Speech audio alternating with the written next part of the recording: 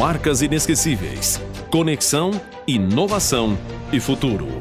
Senhoras e senhores, estamos de volta com o nosso primeiro Summit do Marcas Inesquecíveis, uma realização do Sistema O Dia de Comunicação. Agora chegou o momento da preparação para o novo. Eu quero convidar nesse momento para o palco do Summit o sócio consultor da Gomes de Matos Consultoria, Gomes dos Santos, que vai falar sobre a nova gestão, como preparar a sua empresa para a nova economia. Com vocês, Gomes dos Santos, no palco do nosso primeiro Summit. Seja bem-vindo.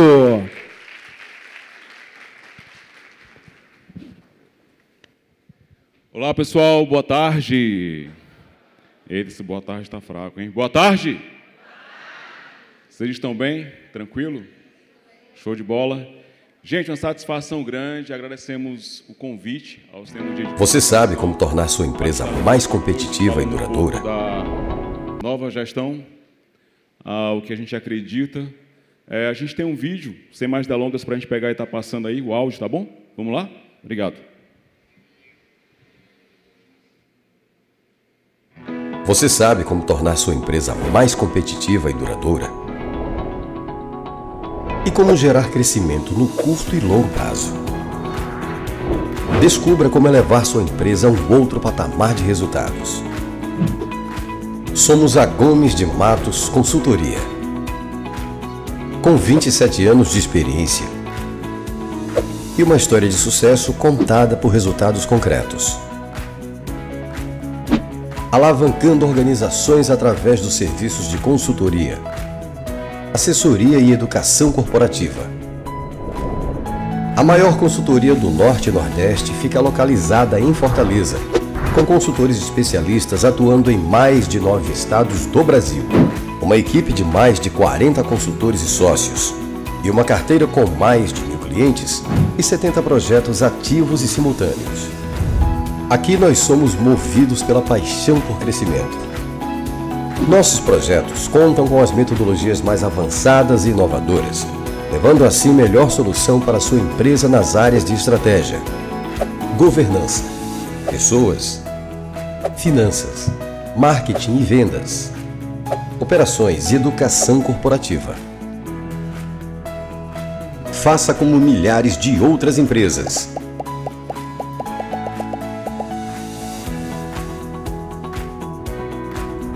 Eleve sua empresa a um outro patamar de gestão e resultados. Gomes de Matos Consultoria. Paixão por crescimento.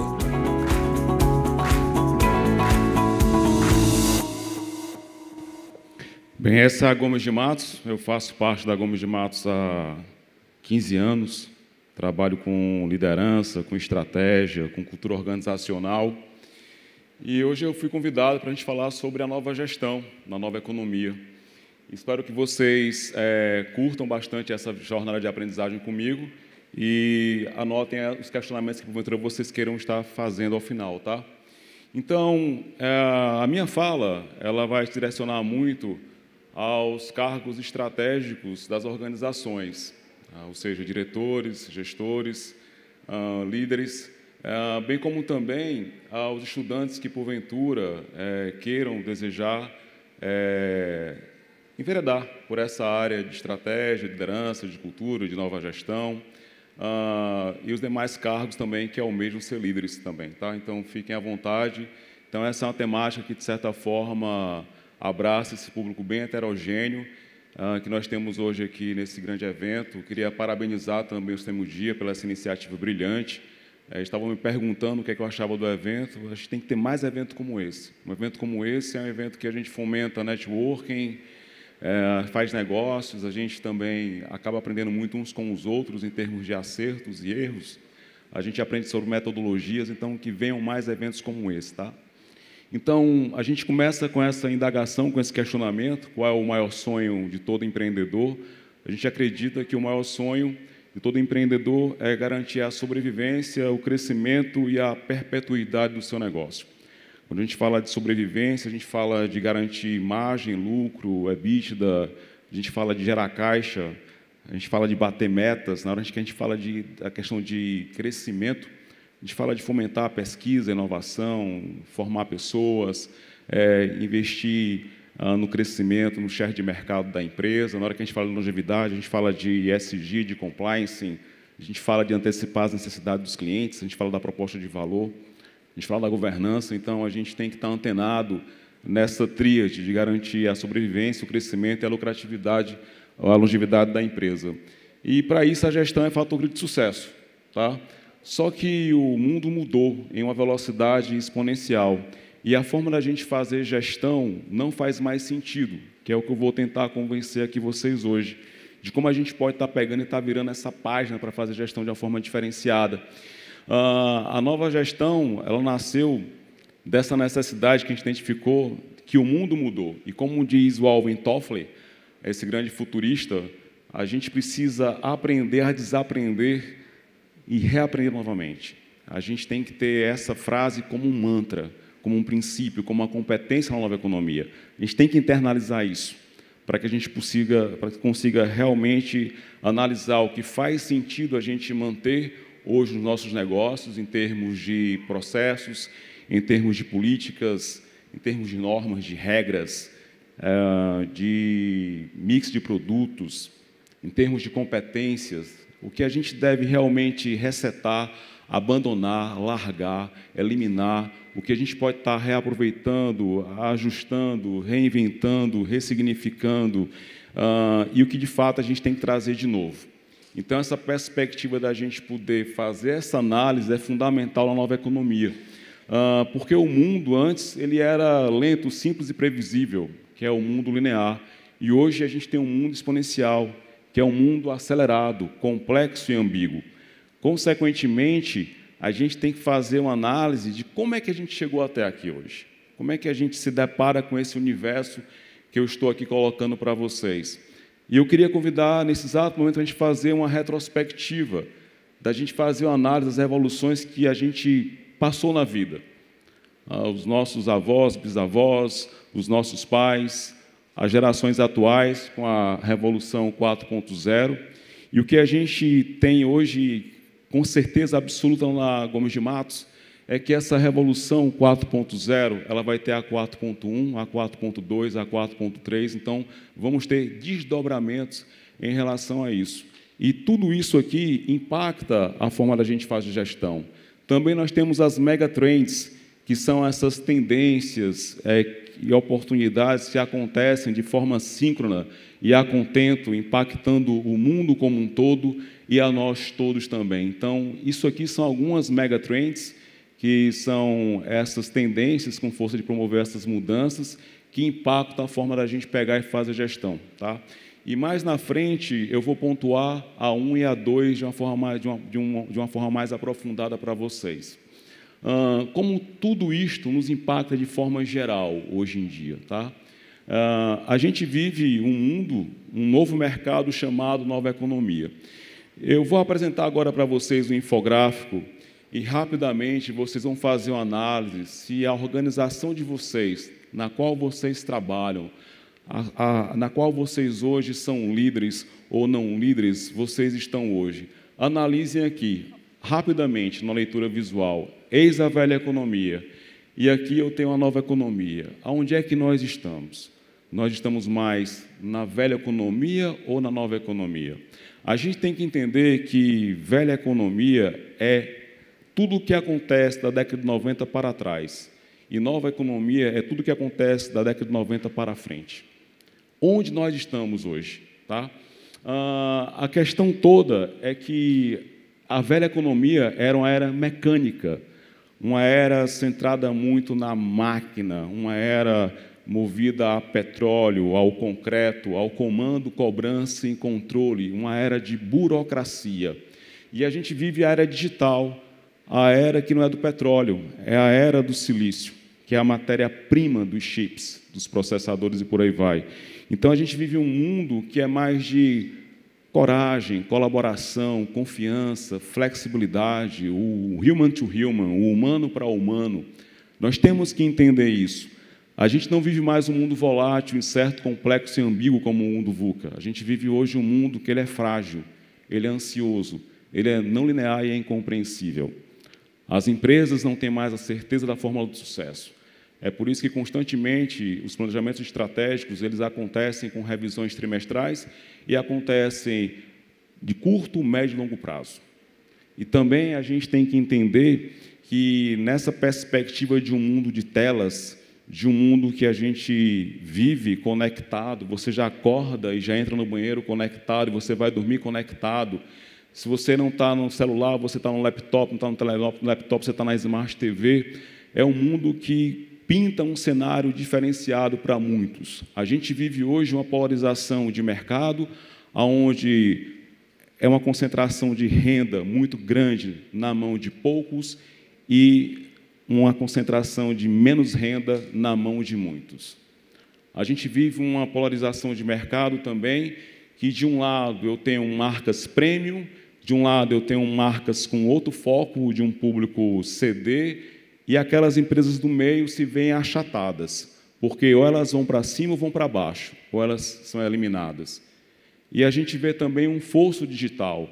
Esse fosso digital são de pessoas que acreditam na digitalização e são de pessoas que são céticas da digitalização. Quando você entra num táxi, você coloca o Uber e aquele taxista da velha economia diz: espera aí, lá vem mais um, eu sei, eu me garanto.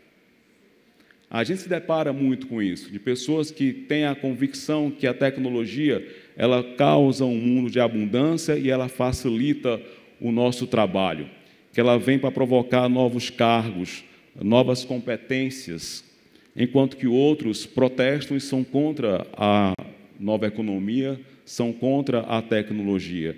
E a gente vive um fosso digital mais profundo, onde organizações possuem acesso a data-driven, a gestão de dados, a inteligência artificial, para saber o que fazer com esses dados, para transformar esses dados em informação, de uma informação que vai para conhecimento, e onde eu tenho líderes que têm a sabedoria de um mindset digital, de saber o que fazer com tudo isso. E eu vivo de organizações que não têm nada disso.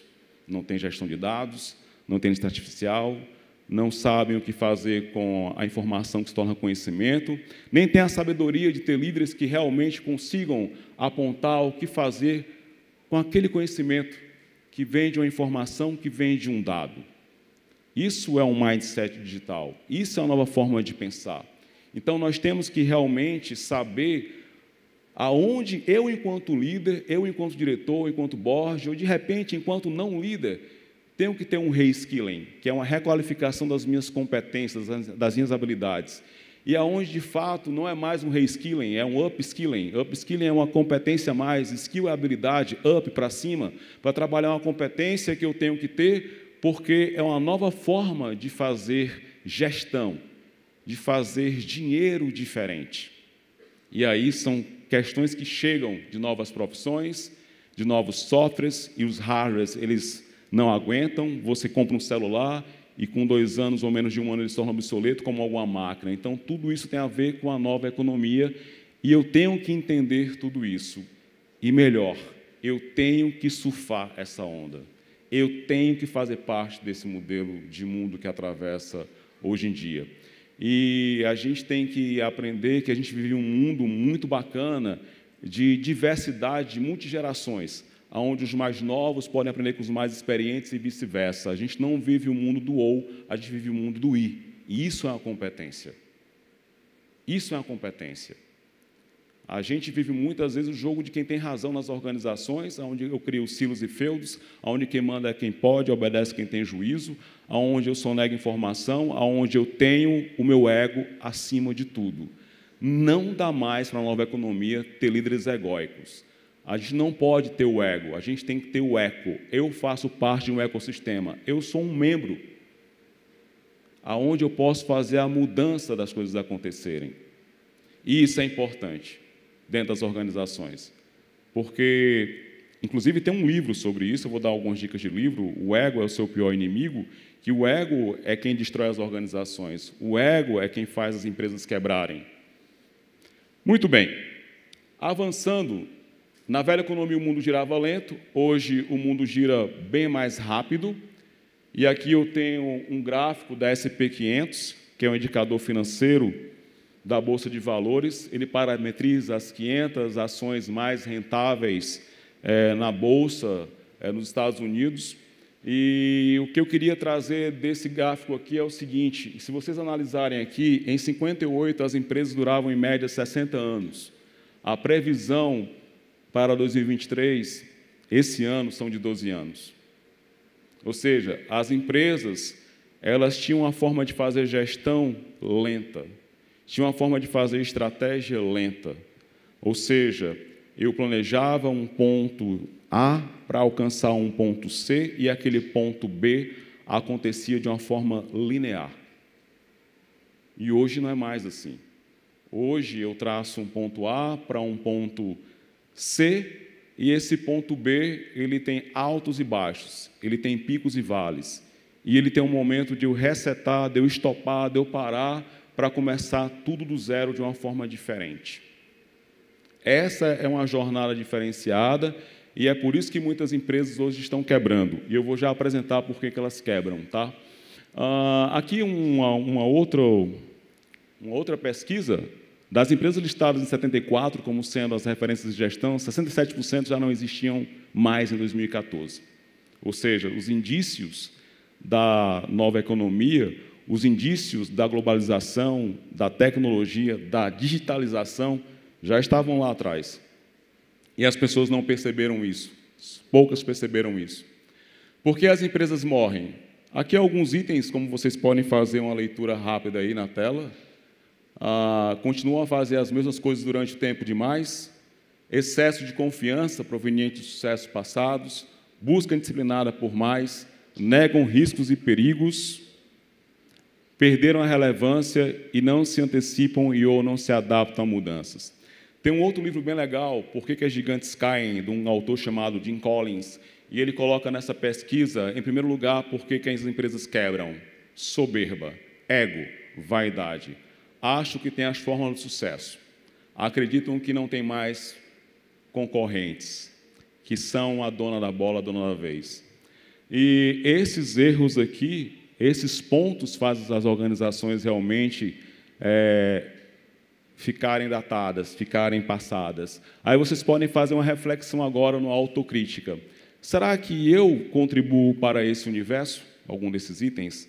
Será que a forma da gente conduzir os nossos negócios estão levando a isso aqui? É uma reflexão que eu provoco para vocês fazerem, tá? Peter Drucker, um grande guru de gestão, coloca o seguinte: o maior perigo para as organizações em tempos turbulentos não é a turbulência em si, mas agir com a lógica do passado. Se a gente quer um resultado diferente, a gente tem que fazer as coisas diferentes. Fazer as coisas diferentes envolve 3 coisas fundamentais. Um sentir diferente, olhem para mim, um sentir diferente, um pensar diferente e um agir diferente. Todos os problemas que nós temos nas organizações é porque essa tríade ela não estava em equilíbrio. Você só sentiu, não pensou e agiu. Você só agiu, não pensou nem sentiu. Eu poderia ficar nesse looping infinito aqui de combinações, mas o que faz as organizações muitas vezes quebrarem é justamente essa questão da liderança não se autoliderar e não se autogerir. E quando eu falo disso, eu falo de board da empresa. Eu falo de C-level. Eu falo do chairman, do presidente, dos diretores. São eles que levam a empresa para um outro patamar de resultado ou não. São essas formas da falta de se autoliderar e se autogerir que acabam acarretando esses problemas das organizações.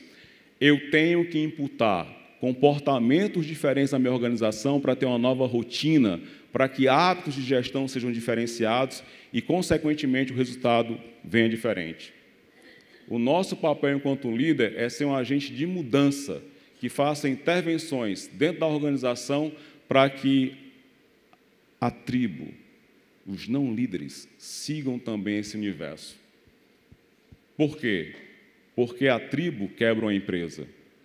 A tribo demite uma liderança. A tribo são os não líderes. Não subestimem.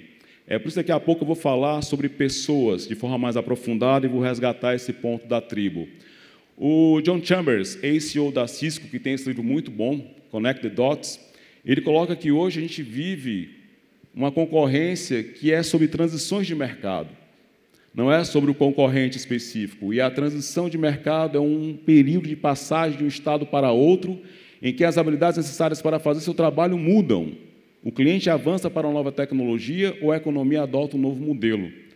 Hoje, nós concorremos com transições de mercado. Tenham em mente isso. Todo mundo é concorrente, mas a transição de mercado é a grande concorrência que existe dentro das organizações. O que fazer, então?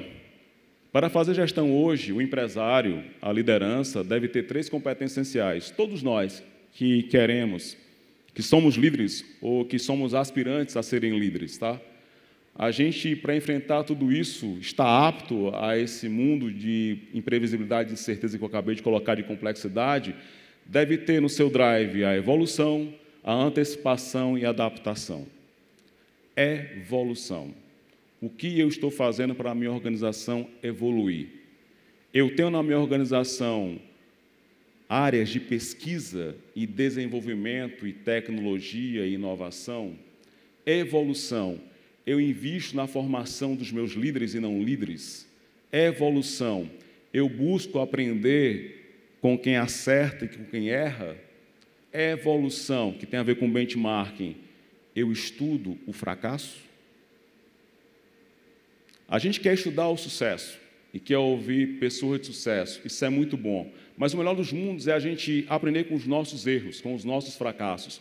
Quantos de vocês fazem rodadas na organização de benchmarking interno para analisar por que não deu certo, por que errou, por que o planejado versus realizado não aconteceu? Isso é uma forma muito rica da gente aprender. E aí, mais um livro para vocês, A Regra é Não Ter Regra, do Reed Hastings, CEO da Netflix. É um livro fantástico.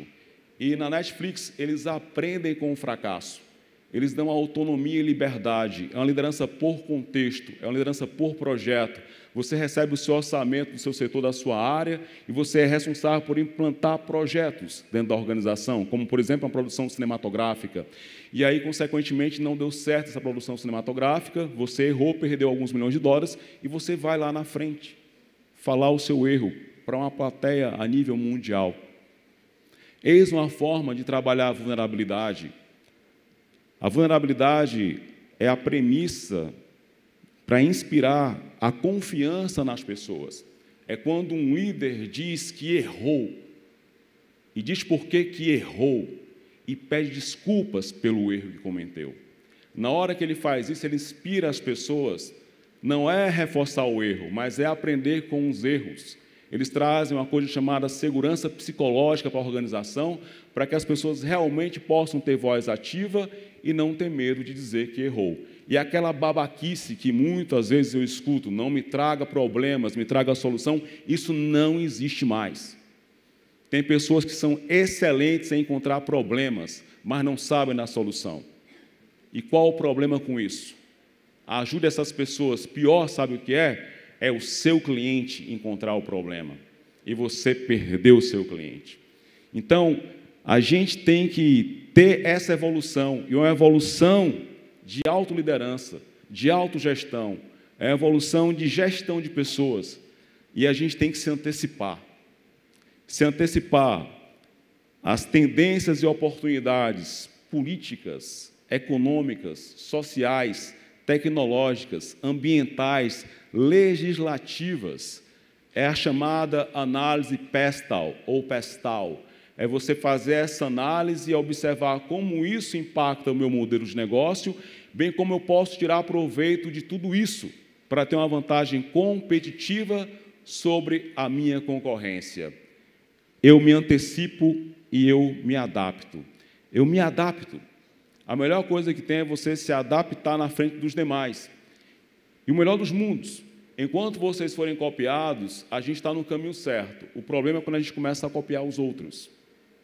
Significa que a gente entra numa miopia estratégica, uma miopia de crescimento, porque a gente só copia, cola e busca fazer melhor. Empresas que são fora da curva são aquelas empresas que educam o mercado.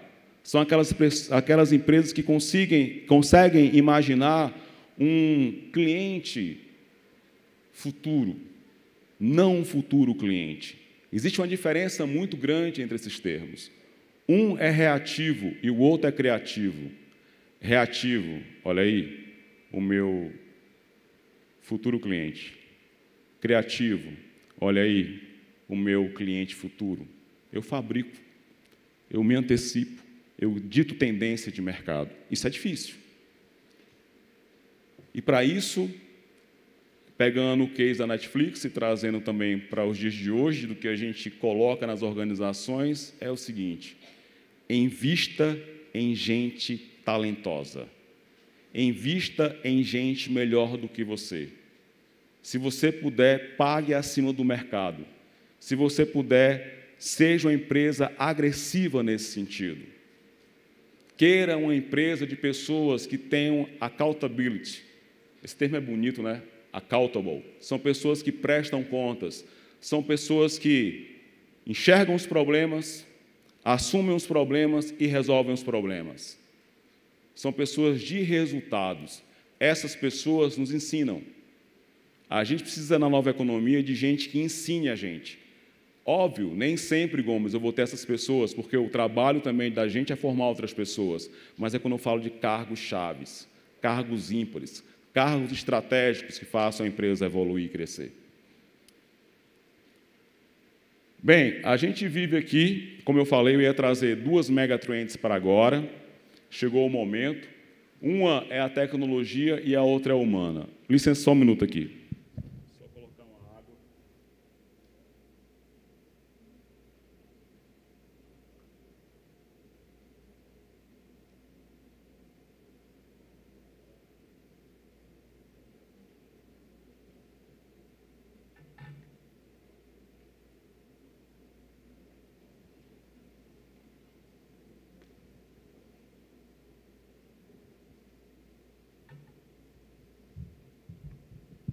Essa é uma parada estratégica para tomar algo e fazer a gestão do tempo, né? Porque eu coloquei aqui meu celular para olhar o tempo, para não roubar o tempo de ninguém. Mania de consultor. A gente faz gestão em tudo. Senhoras, senhores, senhoritas, disrupção tecnológica. Eu falei do fosso digital, muitas organizações com bom poder tecnológico, outras sem nada. Falei sobre o fosso digital de pessoas que acreditam na tecnologia, outros não acreditam na tecnologia.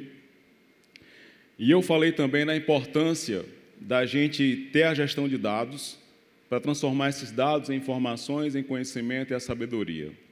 Disrupção tecnológica é você ter a fluência digital.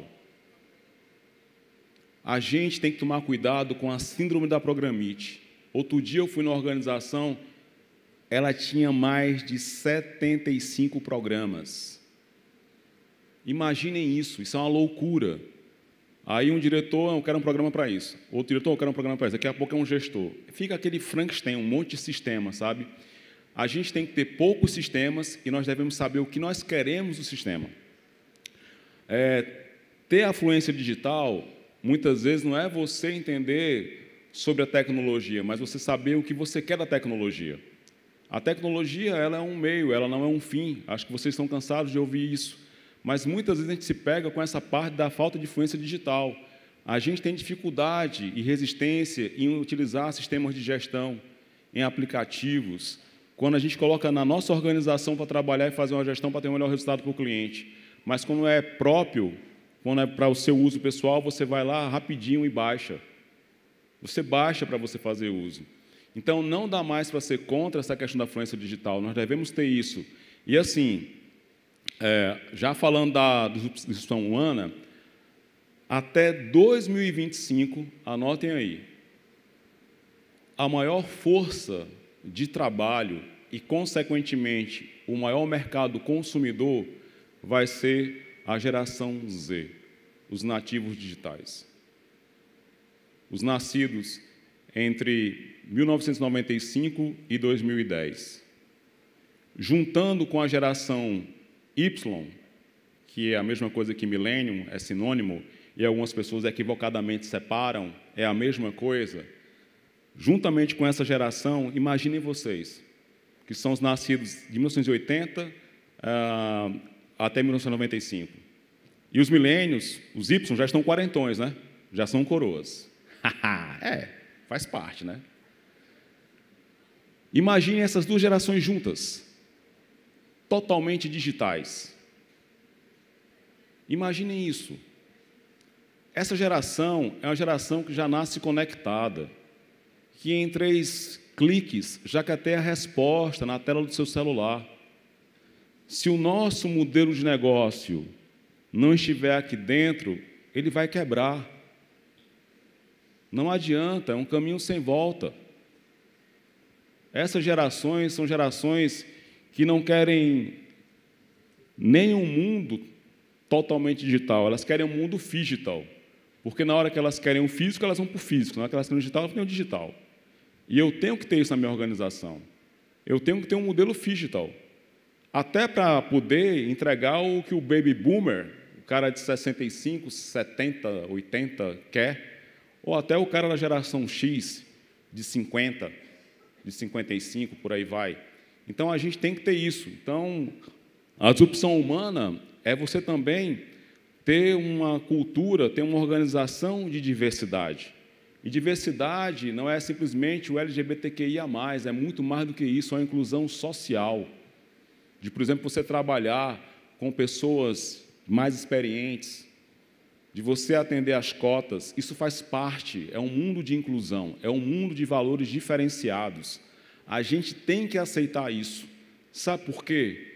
Se a gente não aceitar isso, essas gerações e os outros que compartilham e têm essa ideologia, cancelam a nossa marca, cancelam o nosso produto, cancelam o nosso serviço, nos boicotam. É assim que acontece. Isso aqui tem um poder gigantesco. Tem um poder gigantesco. Você posta uma foto de uma não conformidade, alguma coisa que é totalmente adversa ao mundo de hoje, como, por exemplo, você preterir alguém devido à cor da pele e você posta isso na internet. Isso se torna viral. No outro dia de manhã, você tem milhares de pessoas na sua porta da empresa, boicotando a sua marca, e daqui a pouco você nem se percebe, você quebrou. Então, essa é a disrupção humana que a gente tem que entender. Então, busquem refletir como vocês estão na fluência humana e na fluência digital. Porque não basta apenas um ou meia dúzia ser na organização. A organização tem que ter um combinado como um todo. Todo mundo tem que ir nessa vertente, digamos assim. Tá? Avançando, precisamos garantir a sobrevivência da organização. Quer sobreviver? É entregar resultado hoje, é melhorar operações amanhã, é construir novas formas de rentabilidade, é preparar a empresa para a próxima década. Isso aqui é um dever de casa, isso é sobrevivência. Nós temos que garantir isso dentro da organização da gente. Aí vocês podem, no autocrítica agora, nesse exato momento, pensar assim, como eu estou em relação a isso? Qual a nota que eu dou de 1 a 5? Onde 5 é a nota mais top e 1 é a nota mais baixa. Em cada item desse. Isso aqui dá para a gente conversar um dia todo sobre isso. Como fazer agora, Gomes? Vai lá. Liderança é quem faz a coisa acontecer. A liderança estratégica e a tática, não estou desmerecendo os outros níveis de liderança, entendam isso. O que eu vou apresentar nesse slide é um papel diretivo, é um papel estratégico, e aí os diretores devem dar margem às outras lideranças a tocarem esse barco. A liderança, ela faz a estratégia. A estratégia tem a ver em direcionar e desafiar a organização com objetivos de curto, médio e longo prazo. Objetivos que garantam crescimento, objetivos que garantam construção e consolidação. Eu posso crescer share de mercado, eu posso querer crescer EBITDA, eu posso querer crescer lucratividade, eu posso querer crescer em milhões, o big number que eu quero para um ano, mas eu posso construir uma empresa que eu desejo e idealizo. E eu posso consolidar, amarrar as pontas, e eu posso querer tudo isso. Não tem nenhum problema. O lance é quanto a gente aguenta tudo isso, tá? E, obviamente, o meu desempenho financeiro. Quase de forma síncrona e a contento, eu trabalho a cultura da empresa. A cultura da empresa, ela tem que ser inspiradora, para que os não líderes, a tribo, sigam, e, consequentemente, os seus líderes. tem a ver com propósito. Propósito é a razão da existência da nossa organização.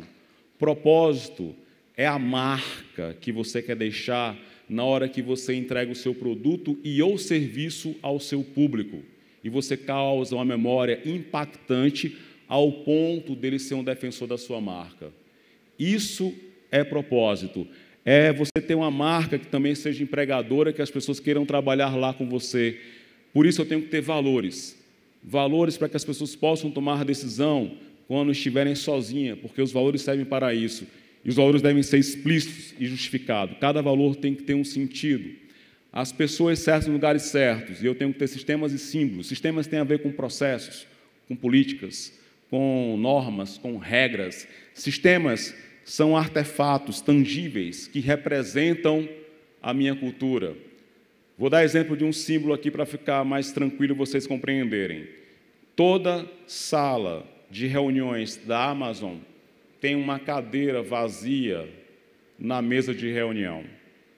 Aquela cadeira vazia é um símbolo que representa o cliente.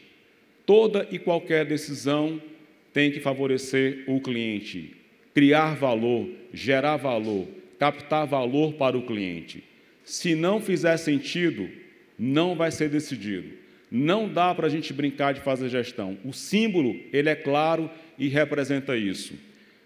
Um outro exemplo de símbolo, de foco em resultado, porque esse símbolo agora foi de foco no cliente, a cadeira. Um outro exemplo de símbolo de foco em resultado, o velho e bom sino de você bater a meta. As pessoas batem a sirene. É um símbolo de superação, de foco em resultado, porque a minha cultura é de resultado. Então, eu poderia falar aqui sobre vários pontos sobre isso. Tá? Daqui a pouco eu vou abrir cada item desse. Tá? Vou falar um pouco mais de estratégia, de cultura. E a gente trabalha estratégia de cultura para servir, sabe a quem? Para servir a marca, servir ao nosso produto, ao nosso cliente, melhor dizendo. E eu tenho que ter isso na mente. Como eu quero impactar? Como eu quero conquistar? Os meus stakeholders, as minhas partes interessadas. Ok, o stakeholder mais importante é o cliente, é ele quem paga a conta, é a razão de existência. Mas tem outros stakeholders, os meus fornecedores, com as minhas matérias-primas, a minha relação com eles. Tem o meu time também, que é outro stakeholder. Então, qual é a minha proposta de valor para cada stakeholder desse? Minha proposta de valor, o que é que eu quero entregar? O que é que eu quero captar? O que é que eu quero conquistar neles? Para que eles fiquem comigo. E um outro ponto também é o Customer Centricity, é o cliente no centro. Então, isso aqui, junto, significa a identidade corporativa da minha organização. Eu vou entrar em cada item desse, espero que dê tempo aí, vamos apressar aqui o toque. Tá? Muito bem. Vamos falar de estratégia. A gente tem que ter uma competência na organização hoje chamada ambidestria estratégica. Ambidestria estratégica significa você, ao mesmo tempo que pensa no presente, pensa no futuro. Ao mesmo tempo que você elimina gap de desempenho, transforma o bom em ótimo, que você gera caixa, que você gera grana, que você busca bater as metas, você também fica pensando na vitalidade no futuro, em como você vai fabricar o mercado. Você fica imaginando o seu mercado daqui a 5, 10 anos. Imaginar é diferente de prever. Ninguém tem bola de cristal para prever. Mas em estratégia é inadmissível você não conseguir imaginar e pensar no seu mercado daqui a 5, 10 anos. Nós temos que, ao mesmo tempo, trabalhar o presente e trabalhar o futuro. E para isso, para gerar valor nesse sentido, eu tenho que ter 3 tipos de inovação, a incremental, a adjacente e a disruptiva. Eu vou já dar exemplo sobre isso nos 3 horizontes de tempo aqui também. Tá? Quando a gente fala de presente, a gente fala de aproveitamento. Otimizar o negócio atual. Isso tem a ver com a excelência e agilidade na execução. Uma gestão ágil. Tá? Tem a ver com a excelência operacional, os processos mapeados, ninguém batendo cabeça, as pessoas sabem o que fazer, por que fazer, como fazer, sabem que são responsáveis, sabem o prazo de entrega. Elas têm essa responsabilidade, porque a minha empresa está toda mapeada. Eu tenho controle e redução de custos, eu tenho os meus KPIs definidos, o Key Performance Indicators, indicadores de resultados, e todas as pessoas têm suas metas, e elas prestam contas na reunião mensal de resultados. E aí, lá, eu sei o que faz sentido eu manter ou não manter. Eu também tenho que ter cuidado com os KPIs de vaidade, KPIs que não dizem nada. Outro dia eu fui para uma reunião mensal de resultados, o gestor lá me apresentou 30, 50 KPIs, quando na realidade era necessário só 10 KPIs para a organização. O que traz rentabilidade? O que gera realmente uma maior margem do meu produto, do meu serviço? A máxima eficiência. Eu consigo dar a máxima eficiência dos meus clientes? Eu consigo extrair o melhor valor dos meus clientes? Inovações lineares, transformar o bom em ótimo. O bom inimigo do ótimo nesse mercado. Metas desafiadoras e clientes apaixonados. Quando eu falo do futuro, eu falo o futuro que é hoje, que eu faço isso hoje. Eu falo de testar hipóteses. É uma hipótese. Será que o meu cliente vai gostar disso? Será que o meu cliente vai comprar esse produto, esse serviço?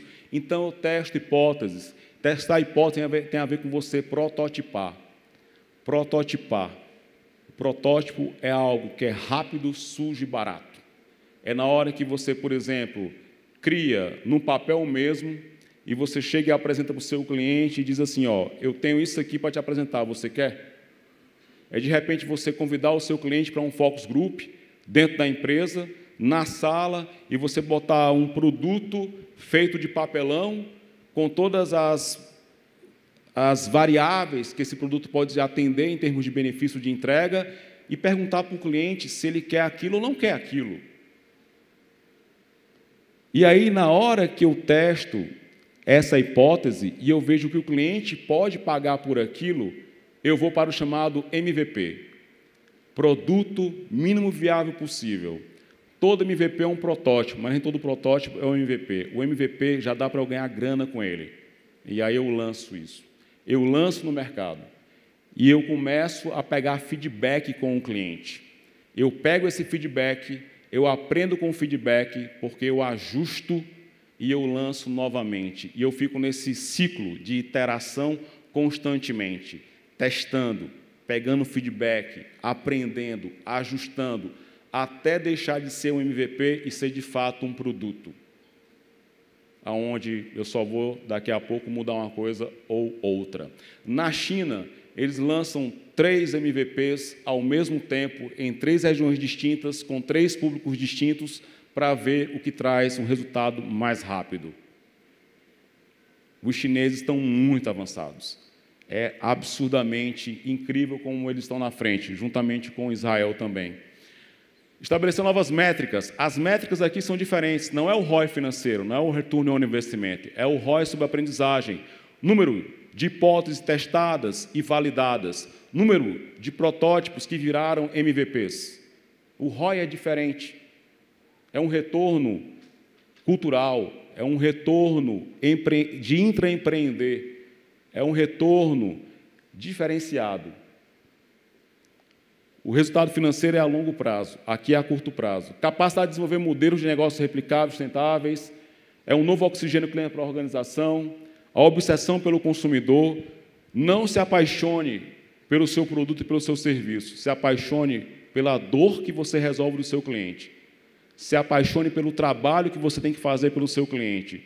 Se você se apaixonar pelo seu produto ou serviço, você pode criar um apego a isso. E aí você vira refém do seu produto e do seu serviço. Isso não faz sentido. Novas soluções e testar rapidamente hipóteses, como foi colocado, e criar negócios do zero também. Os 3 horizontes de crescimento que eu ia falar para vocês na hora que eu apresentei a ambidestria empresarial. Tá? Eu tenho o horizonte 1, que o foco é eliminar gap de desempenho. Aqui são projetos de curto prazo, são projetos de 1 a 2 anos, são projetos onde o bom é inimigo do ótimo, é algo para realmente focar no curto prazo em resultado. Eu tenho o horizonte 2, que é empreender. O que eu não faço, o que o meu concorrente faz, eu vou copiar e fazer melhor. Ou, de repente, não é o meu concorrente, mas um outro modelo de negócio que eu vejo a possibilidade de trazer alguma coisa que eu vi, ou totalmente tudo que eu vi, para conectar dentro do horizonte 2. E o horizonte 3 é onde você fabrica um mercado. É o mais difícil. É onde você cria o seu cliente futuro e não o futuro cliente. Você fabrica um mercado, você fabrica um novo cliente. As 3 inovações são diferentes. O bom inimigo do ótimo, inovação de empreender, fazer coisas que você nunca fez, e a disruptiva, que é o uso da tecnologia, com dados, com inteligência artificial ou com outras coisas mais. Investimento de tempo, 70, 20, 10, de 3 coisas preciosas na organização: tempo, energia e dinheiro.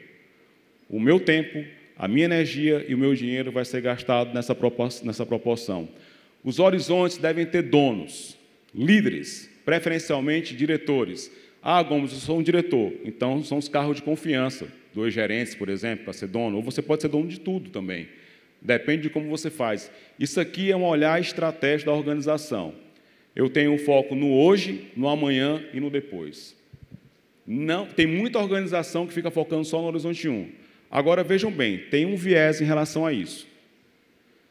Tem muita empresa também focando no 2 ou no 3, quando o 1 não é saudável. É romantizar. Não existe isso. Para a gente poder focar no H2 e no H3, o meu horizonte 1 deve estar bom. Por quê? Porque esse aqui paga a conta desse e desse. O dinheiro sai daqui para investir nos outros 2. Netflix. Vou dar um exemplo rápido aqui, rasteiro. Streaming, ok. Produções cinematográficas. Mercado de games. Produções cinematográficas, já está aqui no H1. O mercado de games já está aqui no H2. Ou seja, a partir do momento que os projetos vão vingando, eu vou começando a investir mais tempo, mais energia e mais dinheiro. O lance é o meu H3 virar o meu H2, o meu H2 virar o meu H1. E o meu H1, o concorrente vai fazer. E não me interessa mais. Ele vai estar passado, ele vai estar datado. Porque os clientes são ávidos por coisas novas. É isso que nós temos que fazer. Se você pegar o Uber, que alguns de vocês usaram para vir aqui hoje, está aqui no H1. Uber Eats, aqui no H2. Pasmem vocês. Aí tem muita especulação no mercado. Se vocês deram uma googada, vocês vão ver. O Google, alguns anos atrás, estava investindo em carros voadores. Aí, se você botar no Google, tem aí, Google vende a sua divisão. Aí você pega a Embraer, que está investindo em carro voador, com a startup. Uma outra startup aí parceira. Mas esse é o mercado. Enquanto a gente ficar pensando estrategicamente só no horizonte, os concorrentes já estão trabalhando nos outros horizontes. Aqui, Mark Zuckerberg. Essa foto é de abril de 2016, os 3 horizontes aqui mapeados. Ó. Vejam aí, tudo isso aqui já aconteceu. Essa é uma foto clássica. Você consegue ela fácil na internet. Gomes, eu quero estudar sobre horizontes. Alquimia do Crescimento. É um livro fantástico, de 3 autores da McKinsey. É um livro raro. Se você encontrar, compre-o. Avançando, Satya Nadella, indiano, CEO da Microsoft. Vamos falar de cultura agora um pouco. Ele transformou a cultura da Microsoft de uma cultura que aprende tudo para uma cultura que sabe tudo para uma cultura que aprende tudo. Ele encontrou silos e feudos na Microsoft, o ego aflorado. E aí ele quebrou essa casca da castanha e disse, aqui nós temos que ter uma cultura que aprende tudo, não que sabe tudo. Somos um mundo da cocriação, é um mundo que a gente tem que se reinventar. E ele transformou a Microsoft. Qual é o tipo de cultura mais alinhada com as demandas de hoje? Uma pesquisa feita de 2 estudiosos conhecidos nossos, Sandro Magaldi e o José Salib, num livro chamado A Nova Cultura, acho que o nome é esse, mapeou que grandes organizações que têm uma cultura com o cliente no centro, que aprende rápido e que é focada em resultado, são as empresas que mais prosperam. As empresas que mais estavam prosperando nessa pesquisa são as que aprendiam rapidamente, ouviam o seu cliente, se adaptavam à nova economia, aquela história da evolução, da antecipação e da adaptação, e o foco em resultado, batiam metas, pessoas acima da média, pessoas fora da curva, pessoas com accountability. Como eu faço para construir uma cultura? Arquétipos são personificações, são tipologias. A cultura, ela serve à estratégia. se você é uma média empresa e você quer faturar 250 milhões até o final de 2024, você quer expandir share de mercado em 15%, você quer comprar uma empresa X para aumentar a sua carteira, claramente essa é uma cultura de superação. E a cultura de superação é essa: meta dada, meta batida, missão dada, missão cumprida. Se você quer investir no seu cliente, se você quer ter NPS, quer encantar o seu cliente, se você quer fazer uma jornada totalmente diferenciada, é o foco do cliente. Se você quer uma cultura de um só time, as pessoas unidas, coesas, trabalhando juntas, sem apego, né, conjugando o verbo na primeira pessoa do plural, nós, usando o pronome não possessivo, mas demonstrativo, nosso, nossa, é um só time. Se você quer um ambiente de inovação, de startup, de pesquisa e tecnologia, de disrupção e inovação, se você quer uma cultura onde você vai orientar, apoiar, formar, educar as pessoas, líderes de pessoas, é um arquétipo de pessoas. Se você quer uma cultura de propósito maior, de ESG, a preocupação com o planeta, com as próximas gerações, você é uma cultura de propósito maior. Então, esses arquétipos, repito, é uma tipologia, uma personificação, é você dar nome a um tipo de cultura. E a cultura, ela é composta desses elementos aqui. Os valores são a energia. Uma cultura é formada de comportamentos, símbolos e sistemas. Comportamentos, símbolos e sistemas são fontes, que a gente manda mensagem todo o tempo para as pessoas, uns para os outros. Na hora que eu chego e peço a um colega de trabalho, por gentileza, você pode criticar esse relatório, a mensagem que eu mando é de respeito, cordialidade, empatia, ajuda. Na hora que eu pego o relatório e digo assim, é para ontem, eu sou o líder dela, eu mostro soberba, arrogância, falta de educação. Então, os nossos comportamentos mandam mensagens para as pessoas, né? Da mesma forma também que os símbolos mandam mensagem, como eu falei anteriormente em alguns exemplos aqui. E os sistemas também mandam mensagem, as políticas mandam mensagem, os processos, as normas e as regras também mandam mensagens, tá? E essas mensagens fazem a cultura. Só uma enquete rápida. Levanta o braço quem foi pontual no evento, quem chegou cedo. Ótimo, uma boa parte aí chegou cedo. A mensagem que você manda para as pessoas, uns para os outros e para os palestrantes, para quem organiza o evento, é que você tem um valor por trás. O valor, primeiro, é da pontualidade. Concordam comigo? Concordam ou não?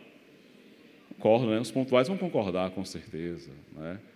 É um valor seu a pontualidade. Então, se você foi pontual aqui, provavelmente você vai ser pontual em outras coisas também, né? Na hora que você pega e está aqui atento à minha fala e que você concorda comigo, né, anota, você está mostrando um valor para mim. O valor é de estudo, de aprendizado, de conhecimento, de avidez pelo novo também. Então, a todo tempo, a gente está expressando um valor nosso nos nossos comportamentos. Isso é com a família, isso é no trabalho. Na hora que você posterga pela enésima vez uma reunião de avaliação de desempenho com um subordinado seu, que o RH fica suplicando para você fazer a reunião com ele, qual é a mensagem que você manda? Que você valoriza o subordinado? Que você valoriza a prática do RH? Não. É totalmente ao contrário. Em casa, quando você chega, que você promete ao seu filhinho de 5 anos que você vai passear com ele no shopping, no domingo, e aí o amigo mais cedo liga e diz assim, vamos bater uma pelada e tomar uma depois do futebol. E aí você vai fazer isso. Qual a mensagem que você manda para a sua esposa? Qual é a mensagem que você manda para o seu filho? Compreendem isso? Então, a todo tempo, a gente está mandando mensagem uns para os outros. Existem 2 símbolos que são fundamentais. Obrigado. Em relação... Alô? Obrigado. Em relação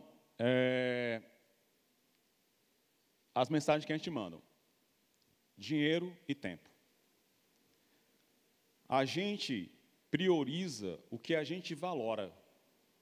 Na hora que vocês aplicaram o tempo de vocês aqui, vocês mandam a mensagem que vocês valorizam. Valorizam a educação, conhecimento, networking, boas práticas e por aí vai. Quer ver um assessment, um teste rápido para vocês, em relação a um outro símbolo, que é o dinheiro, é o extrato de cartão de crédito de vocês. O extrato do cartão de crédito de vocês manda o que vocês mais valorizam na aplicação do dinheiro. A gente gasta, a gente aplica a grana em função do que a gente valora. É a mesma coisa do tempo. Então, se você olhar o seu extrato de cartão de crédito, lá tem dizendo o que você valoriza. Se você olhar uma organização, um ambiente empresarial, quando você chega na empresa, as máquinas, os equipamentos, os recursos que existem, mandam uma mensagem para você do que a empresa valoriza, do que o dinheiro foi aplicado e investido. Uma coisa é uma empresa que destina 2% da sua receita de um ano para o outro para investir em aprendizado e conhecimento para formar o time. Qual é a mensagem que manda para as pessoas em relação a isso? Essas pessoas não vão deixar vocês.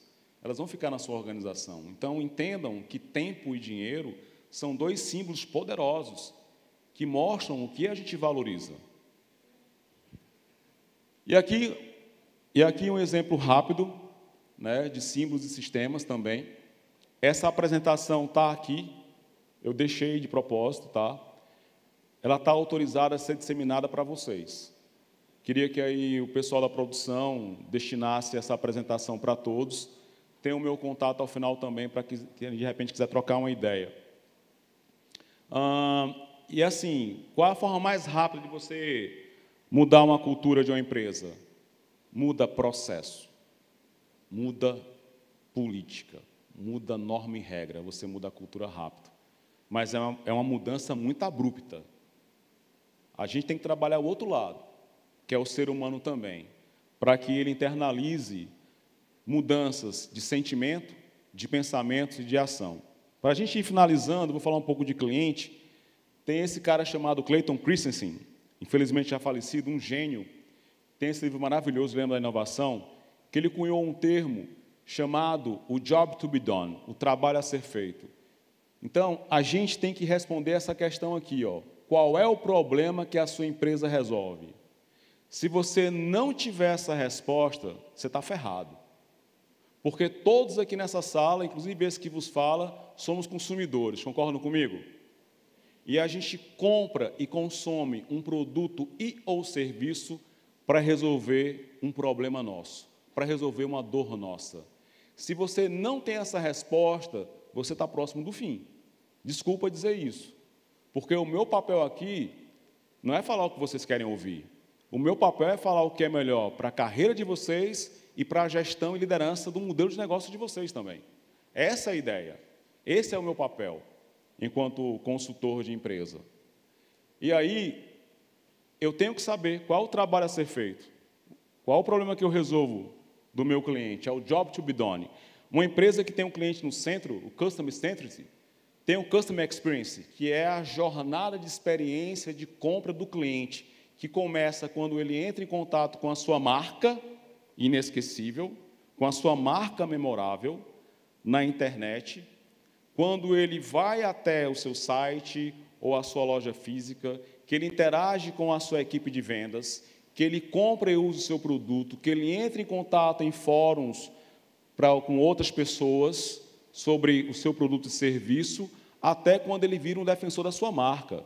Então, o Customer Experience, que é a jornada do cliente, eu tenho que ter isso mapeado, fisicamente e de forma digital, é o digital. Tanto para pessoas que querem o físico e o digital, quanto para aqueles que só querem o físico ou aqueles que só querem o digital. Eu tenho vários personas dentro da minha organização. Hoje, de acordo com o seu produto ou marca, as multigerações, desde o boomer até o Z, pode ser o seu cliente. E eu tenho também que ter o Customer Success, uma área que pergunte se o cliente está satisfeito com a compra, se ele realmente resolveu a dor dele, o problema dele. se ele defende a nossa marca. E eu tenho que ter uma área do Customer Service, que é para ouvir as reclamações, ouvir as não conformidades e, principalmente, resolver o problema do cliente. Tá? Obviamente, eu tenho que ter isso dentro da cultura, eu tenho que ter métricas como o N-Promote Score, que é o NPS, de 0 a 10, o quanto o cliente indica a sua marca, o seu produto, e a gente tem que mirar no 9 e 10, que são clientes promotores, não os neutros são 7 e 8, os detratores que é abaixo de 7. Eu tenho que ter métricas como LTV, o Lifetime Value, o tempo de vida que o cliente consome do nosso produto, entre outros mais que eu poderia estar falando para vocês aqui. Eu tenho que ter esses conceitos todos disseminados, fortalecidos e trabalhados como competências dentro da empresa, porque o nosso papel enquanto líder, enquanto empresário, enquanto gestor, ou de você que não é líder, é se você não está atendendo o cliente, você deve atender e dar o seu melhor para quem atende um cliente. É a relação de cliente-fornecedor interno, para poder o cliente ser encantado. Isso é o Customer Centricity. E aí eu tenho que ter essas práticas na organização, promover as pessoas que entregam mais e melhor. Indo finalmente, estudem sobre OKR, estudem sobre Scrum, sobre Sprint, sobre gestão ágil. Entendam que as equipes do hoje e do presente trabalham com squads, equipes multidisciplinares, que são complementares em competências, que têm autonomia, limite de orçada, para decidir sobre o que é melhor para o cliente, que são ágeis, mas que têm líderes, mentores, que auxiliam no momento certo essas organizações. A execução tem que ser ágil. Ágil não é fazer rápido, ágil é agregar valor a contento para o cliente, entregando o seu melhor. Tem aqui essa dica de livro também para vocês. E aqui algumas competências que eu tenho que ter no meu radar. Se vocês analisarem, eu vou focar aqui em 2027. Vejam aqui a bendita da IA e Big Data, gestão de dados, e o pensamento criativo. Ali são os tipos de habilidades que o Fórum Econômico Mundial trouxe. Gente, nós temos que dominar essas competências. Se você não domina, contrata pessoas que dominem e te ajudem a chegar lá. Tenha a humildade de se aproximar de quem sabe. Talvez alguns de vocês não vão fazer uso de tudo isso, mas eu tenho que ter pessoas que façam uso disso, porque a minha organização já precisa de tudo isso. Muito bem. Vou finalizar com a frase do Chambers. As empresas morrem porque fazem bem as mesmas coisas durante tempo demais.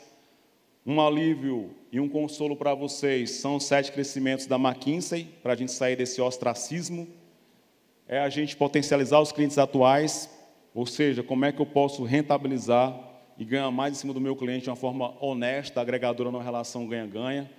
Como eu posso atrair novos clientes que não fazem parte do meu perfil de cliente. A inovação de novos produtos e serviços. E aí eu tenho ali os horizontes de crescimento para ajudar nessa perspectiva. Eu tenho a questão dos protótipos, dos MVPs, para saber se dá certo. Inovação do meu modelo de negócio. Aí é o modelo de negócio como um todo, né? Eu posso mudar segmento de cliente, posso mudar minha proposta de valor, canais de venda e relacionamento, posso mudar as fontes de receita, os recursos chaves de gestão, os parceiros. Enfim, eu posso mudar tudo isso. Eu mudo o meu business, que é muito difícil, né? É o mais difícil aí. A aquisição de outras empresas, se você tiver grana para investir. Expansão geográfica, que é share, ir para outras áreas, ir para outras praças, onde os concorrentes não querem ir. E um novo negócio do zero, né? Acho que o pessoal estava querendo bater foto, né? Desculpem. Eu acho que eu passei aí algumas fotos que vocês queriam bater, com certeza. Me perdoem, me desculpem. É mais pela questão do tempo mesmo, né? Então, já passei aqui 1 minuto do tempo que foi me dado, de 1 hora. Queria deixar essa deixa aqui. Existe um livro chamado A Nova Gestão, do meu sócio, Eduardo Gomes de Matos, A Nova Gestão 1. Existe a Nova Gestão 2, que é um novo livro que eu já escrevi com o mesmo. Esse livro vai ser lançado agora no final do ano. A gente trabalha essa mandala e esses 8 pilares, que é o framework da nova gestão que a gente acredita que deve ser trabalhado nas organizações. E eu queria finalizar com essa frase do Frey, que eu adoro: o jeito que você imagina o futuro muda suas ações no tempo presente, assim como o presente constrói o futuro constrói o presente. Muito obrigado, até a próxima, valeu. Graças. Marcas inesquecíveis, conexão, inovação e futuro.